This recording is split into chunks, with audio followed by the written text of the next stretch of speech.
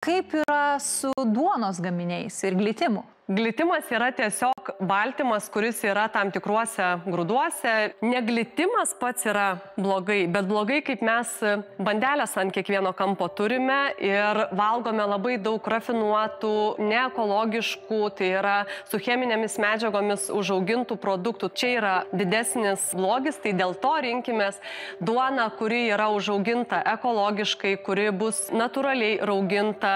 Gali būti netgi be cukraus arba cukraus iki 5 gramų, 100 gramų, druskos iki 1 ir skaidulinių medžiagų, kad būtų daugiau, kad sotumo jausmas būtų ilgesnis. Ir be glitiminė duona tai turėtų rinktis jau tik tai žmonės, kuriems iš tikrųjų yra sveikatos tam tikri sutrikimai.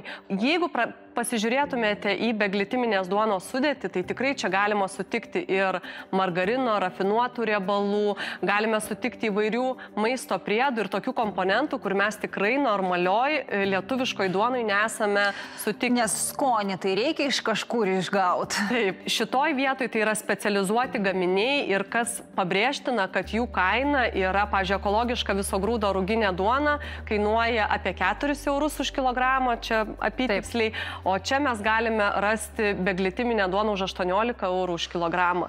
Kai kurie žmonės švaisto pinigus veltui.